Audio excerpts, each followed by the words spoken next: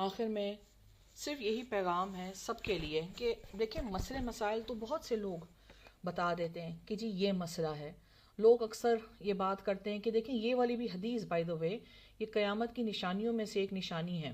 ٹھیک ہے، تو آپ دیکھیں گے کہ بہت سے ایسی ویڈیوز ہمیں ملیں گی، بہت سے ایسے نیوز آرٹیکلز بھی مل رہے ہیں جیسے یوفریٹس ریور میں سونا برآمد ہوا اور یہ سب.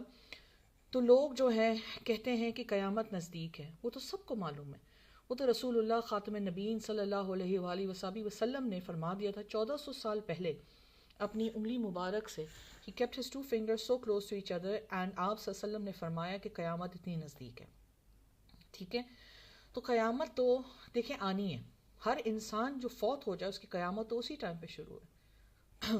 سوال اصل میں یہ اٹھتا ہے کہ ہم لوگ خود کیا کریں. قیامت تو آنی ہے لیکن ہم نے کیا کرنا ہے اس آنے والی قیامت کے لیے. کیا ہمارے ایسے اعمال ہیں کہ ہم اللہ کے حضور کھڑے ہو کر اپنے گناہوں کی یا اپنے اعمال کا جواب دے سکیں. ٹھیک ہے، تو اس کے لیے میں کچھ ایسے سجیشنز دیتی ہوں کہ میں سمجھتی ہوں کہ ہم سب کو ایز این امت ہمیں فالو کرنا چاہیے. سب سے بڑی چیز ہے کہ قرآن اور سنت کے اوپر ہم نے پھر سے جانا ہے. ٹھیک ہے، اس کے اوپر سورہ نحل میں اللہ تعالیٰ فرماتا ہے فَاسْأَلُوا أَهْلَ الذِّكْرِ إِن كُنتُمْ لَا تَعْلَمُونَ. ٹھیک ہے، اگر آپ لوگوں کو علم نہیں ہے تو آپ لوگ اہل ذکر سے، جن کے پاس علم ہے. لیکن پھر سے وہی بات آ گئی ہے کہ علم کا مطلب ہے ایسے شخص کو ڈھونڈیں جو صرف باتونی نہیں کرتا ہے، لسانی نہیں کرتا ہے، لیکن قلبی بھی وہ کرتا ہے، اعمالی بھی وہ کرتا ہے. اگر ایسے شخص کو آپ ڈھونڈیں گے جو صرف اور صرف باتیں کرتا ہے تو پھر ہم وہیں پر گول گول گھومتے رہیں گے.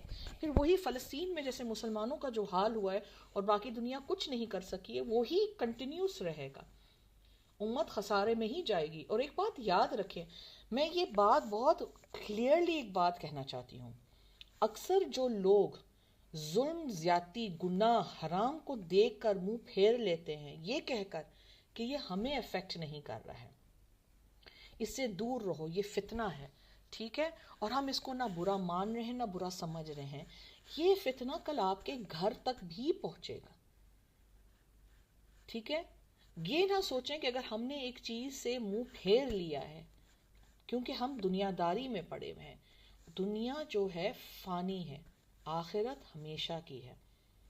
آج دنیا میں جو کچھ بھی ہو رہا ہے اگر آپ کو معلوم ہے کہیں کچھ برا ہو رہا ہے تو خدا را اس پر کوئی ایکشن لیں.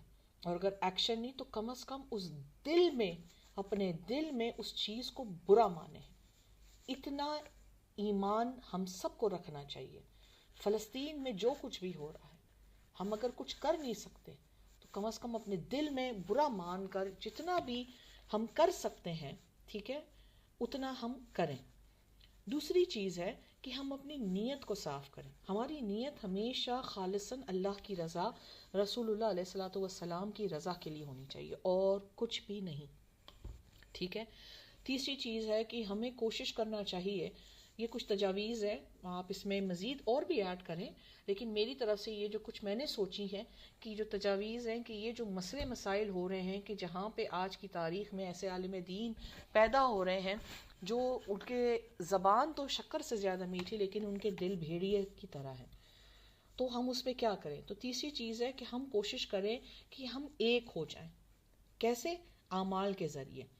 ہمیشہ بحث ایک دوسرے سے کرنے کے بدلے میں، ایک دوسرے کو نیچا دکھانے کے بدلے میں ہم کوشش کریں آگے سے کہ ہم ایک دوسرے کے ساتھ مل کر کسی یتیم کے سر پر ہاتھ رکھیں، کسی غریب مسکین کی مدد کریں، دکھاوے میں نہیں، ریاکاری میں نہیں. کسی مظلوم کا ساتھ دیں، کسی بے بس انسان کا سہارا بنیں، کسی ظالم کو پکڑ کے پیچھے پھینکیں. کوشش کریں.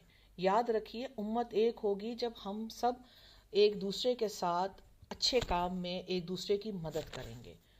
اور آخری چیز میں یہی سمجھوں گی کہ تزکیہ، ٹھیک ہے، جس کو اسپرچل پیوریفیکیشن کہتے ہیں، جو آپ کو مراقبے میں، ذکر میں، خاص کر استغفار میں ملے گی. کوشش کیجئے تہجد پڑھیں جتنی دفعہ بھی، اگر روز نہیں تو ہفتے میں ایک بار پڑھیے. ٹھیک ہے، اور کثرت سے دعا کیجئے، اللہ سے توبہ کیجئے، چلتے پھرتے استغفر اللہ پڑھیں. اور انشاءاللہ تعالی اللہ تعالی ہم سب کے دلوں میں خیر ڈالے، ہم سب کے زندگیوں میں خیر اور برکت ڈالے. ٹھیک ہے. دعا کر لیتے ہیں. اللہم صلی علی محمد وعلی آل محمد کما صلیت علی ابراہیم وعلی آل ابراہیم انک حمید مجید. اللہم بارک علی محمد وعلی آل محمد کما بارکت علی ابراہیم وعلی آل ابراہیم انک حمید مجید. اللہم انا نعوذ بک من علم لا ينفع ومن قلب لا يخشع ومن نفس لا تشبع ومن دعاء لا يسمع. اللهم اجعلنا من عبادك الصادقين ولا تجعل في قلوبنا غلا للذين آمنوا واغفر لنا ولإخواننا الذين سبقونا بالإيمان. اللهم طهر قلوبنا من النفاق وأعمالنا من الرياء والسينة من الكاذب وعيوننا من الخيانة إنك تعلم خائنة العيون وما تخفي الصدور. اللهم أصلح حال أمتنا واجمع كلماتنا على الحق وانصر الإسلام والمسلمين وعيذنا من الفتن ما ظهر منها وما بطن. آمين آمين يا رب العالمين. السلام عليكم ورحمة الله وبركاته.